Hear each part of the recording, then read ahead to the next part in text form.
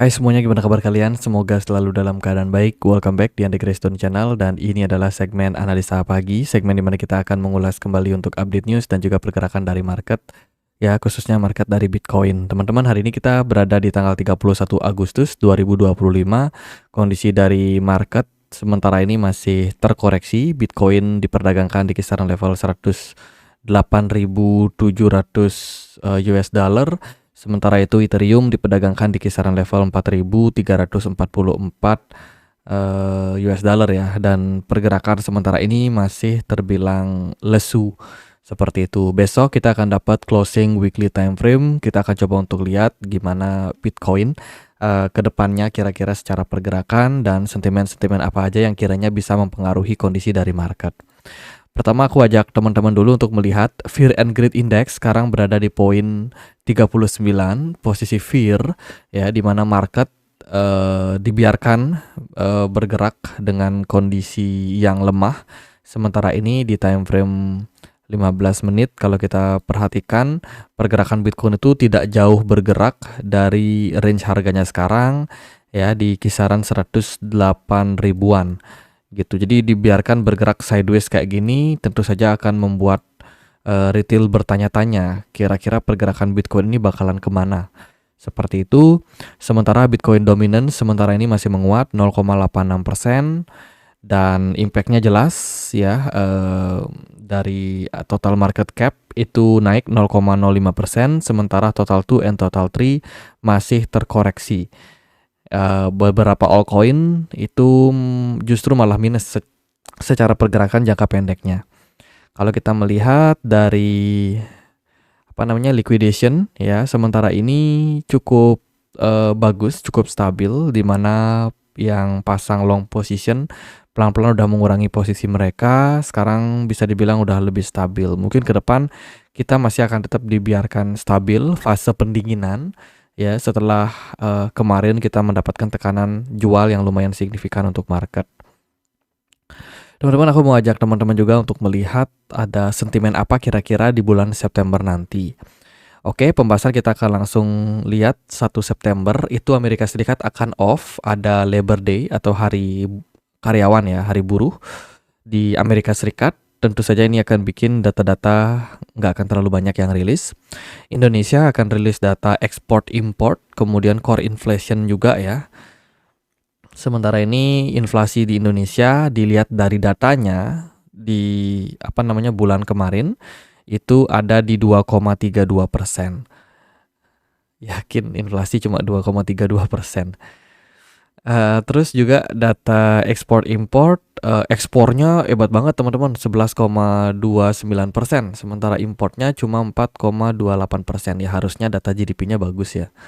Kemudian dari Inggris itu akan ada data terkait dengan money supply dan juga unemployment rate dari Uni Eropa di hari Senin, teman-teman.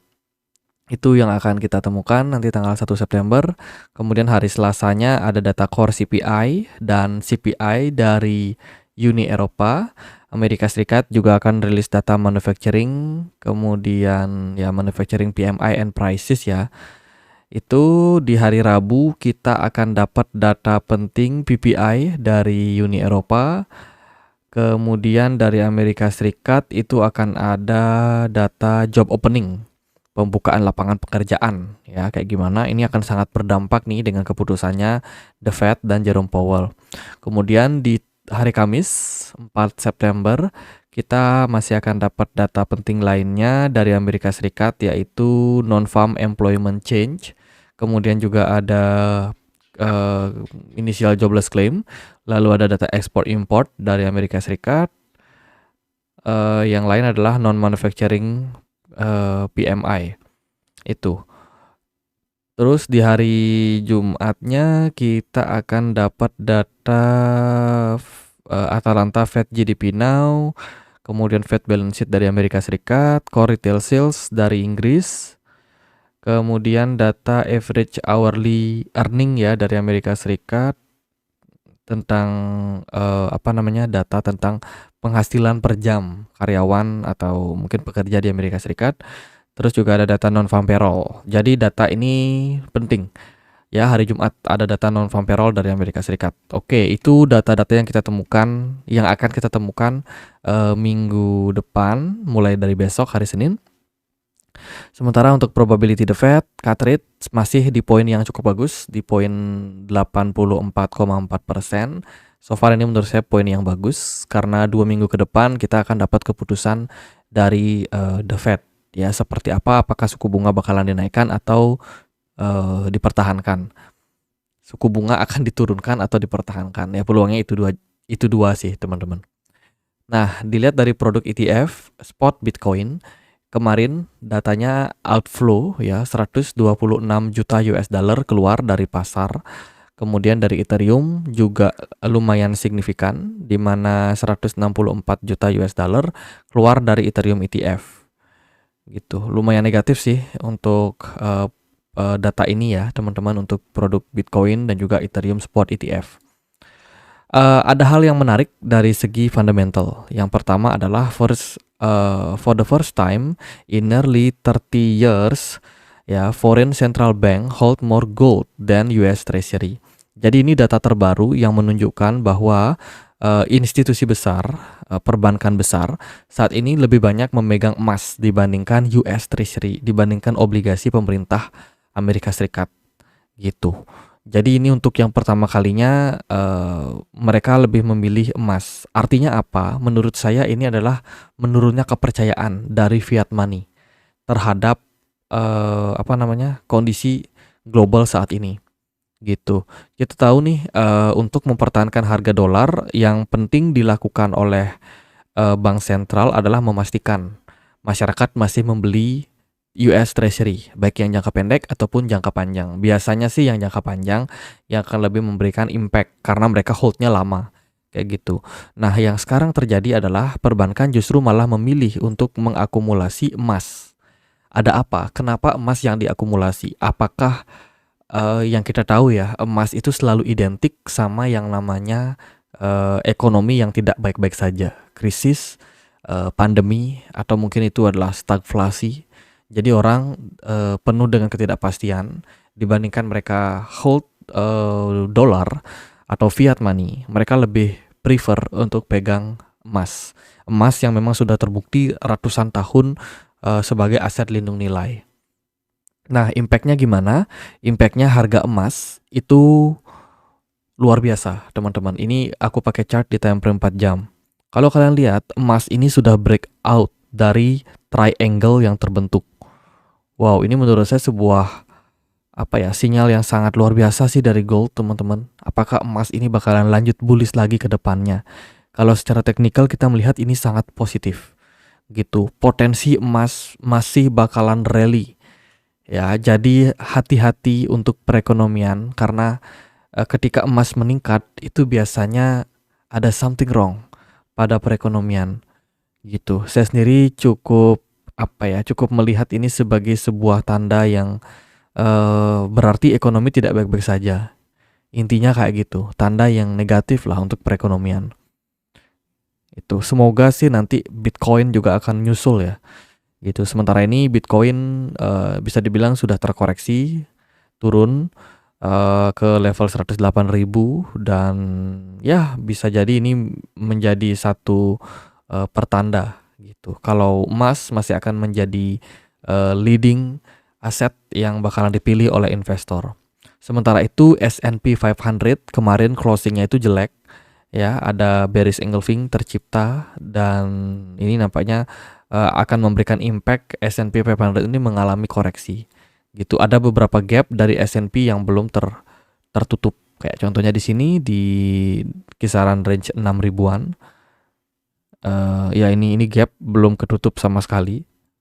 Terus di bawah sini juga ada gap tipis ya di 5.800.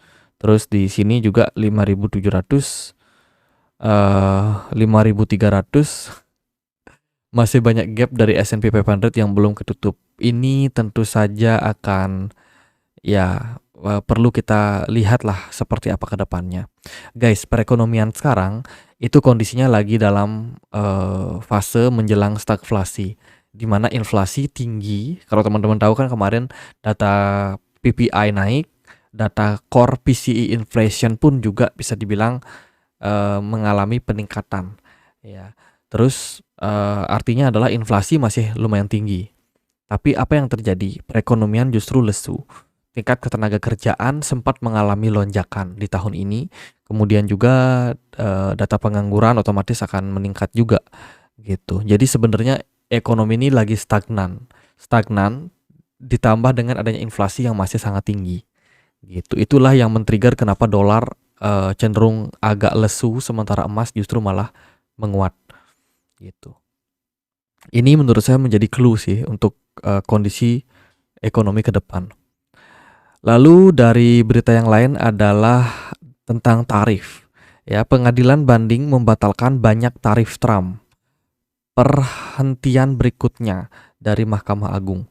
Wow, ini menarik sih untuk kita perhatikan ya. Pengadilan Banding Federal pada hari Jumat membatalkan sebagian besar tarif impor global yang diusulkan oleh Presiden Trump untuk menghindari Kongres dalam perselisihan yang diperkirakan akan berlanjut ke Mahkamah Agung Amerika Serikat. Oh, ini menurut saya bagus sih. Kalau ada pembatalan tarif kayak gini, mungkin impactnya adalah kepada penurunan dari tingkat inflasi. Semoga saja banyak usulan tarif dari Trump yang bisa dibatalkan. Karena tentu saja kita expect perekonomian baik-baik saja. Kita expect bahwasanya inflasi jangan sampai meningkat kembali. Karena itu akan meningkatkan ya Jerome Powell, kalau kita tahu dia sangat-sangat sensitif sama inflasi gitu.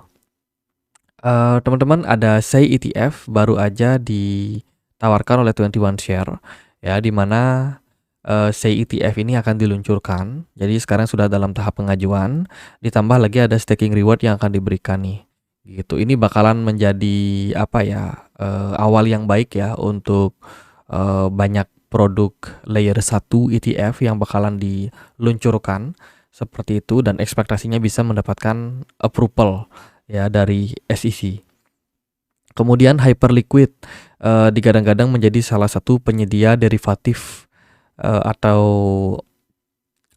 exchange di derivatif ya, pasar-pasar derivatif kayak contohnya futures atau mungkin option ya, yang sekarang secara volume perdagangan itu sudah mampu melampaui atau mungkin mengimbangi lah ya, sedikit memberikan pengaruh lah kepada dominasi Binance gitu. Jadi secara volume secara bulanan Hyperliquid telah mulai mengikis dominasi derivatif dari Binance dengan rasio volume Hyperliquid terhadap Binance mencapai 13,6% dalam pengukuran bulanan terakhir, menunjukkan bahwa pengguna Hyperliquid ini semakin lama semakin banyak, semakin meningkat.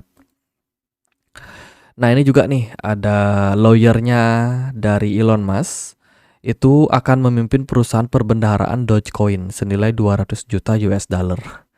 Wow, ini berita bagus nih. Apakah Dogecoin bakalan kembali dibangkitkan dengan adanya pemilihan Dogecoin sebagai treasury company yang akan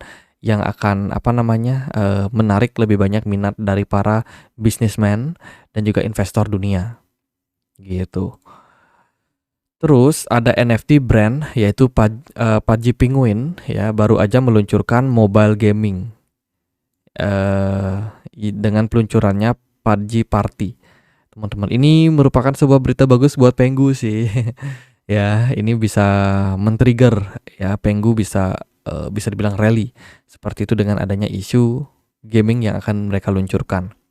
Sementara itu Sandbox foundernya step down.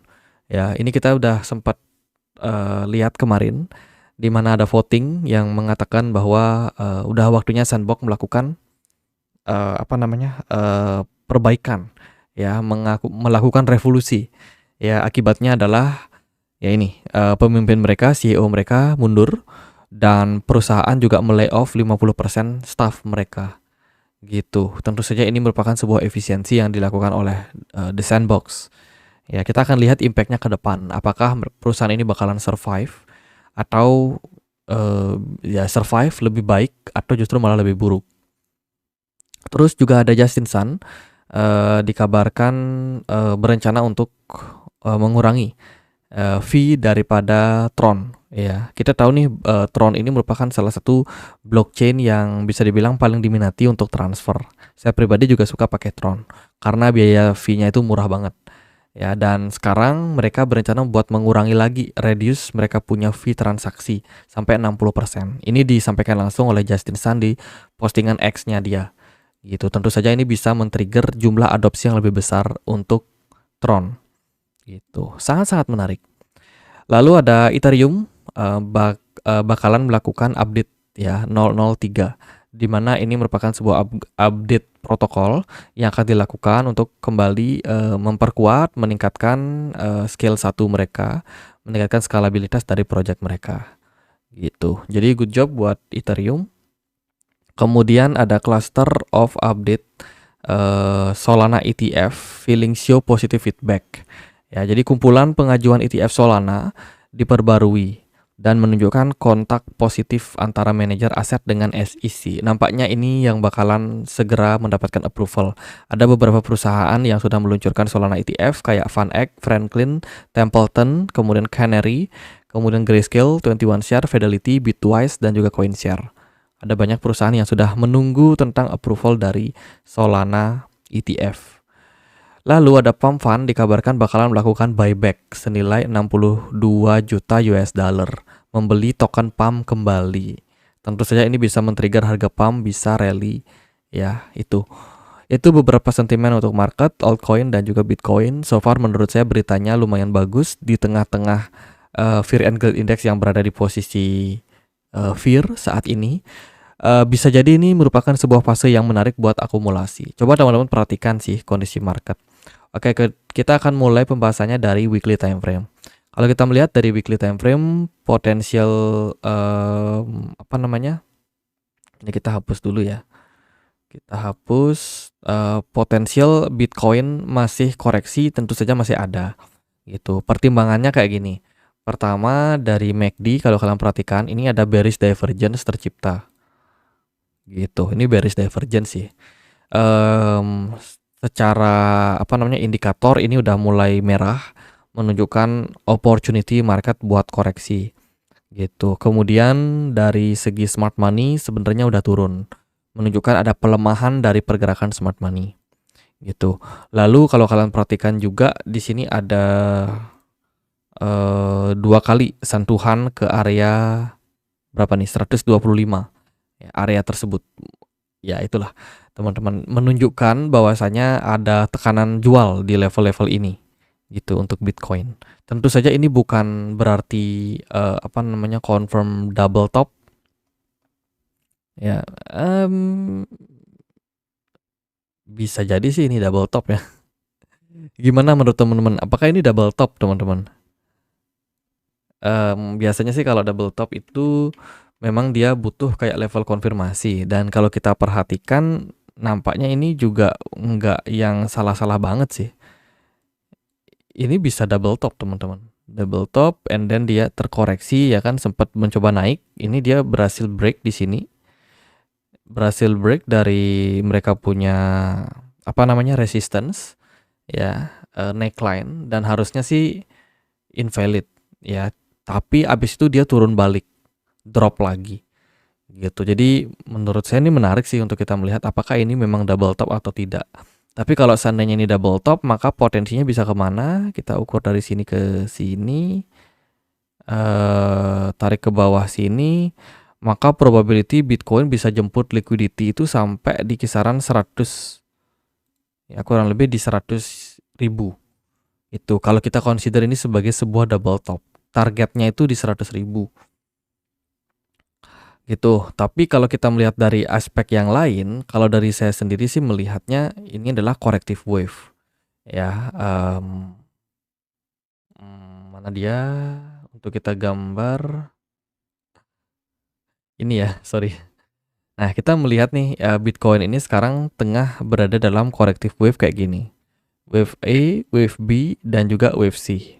Wave C-nya ini memang kita masih ambigu di mana Apakah spesifiknya itu ternyata di 107.000 atau 105.000? Tapi saya rasa masih ada opportunity untuk Bitcoin-nya koreksi selama belum ada konfirmasi pembalikan arah tercipta. Seperti itu. Jadi kalau kita melihat dari jangka pendek, ini sebenarnya ada opportunity untuk Bitcoin-nya masih bisa turun.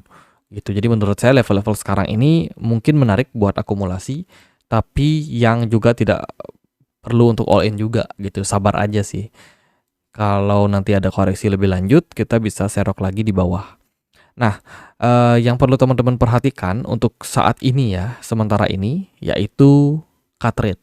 Menurut saya isu fundamental yang paling penting adalah ini sih, terkait dengan rate cut ini. Apakah nanti The Fed bakalan mulai pangkas suku bunganya? Karena ketika The Fed pangkas suku bunga akan men-trigger lebih banyak liquidity masuk ke market. Gitu. Apalagi di akhir bulan Agustus ini ternyata marketnya di bawah koreksi. Gitu. Jadi opportunity untuk sell on news pada saat rate cut menurut saya bisa diredam. Bayangin kalau seandainya hari ini Bitcoin naik terus sampai nanti menjelang pengumuman rate cut. Ketika rate cut bisa jadi ada sell the news ya, gitu, atau sell on news. Tapi yang kita temukan sekarang adalah justru marketnya sudah terkoreksi duluan.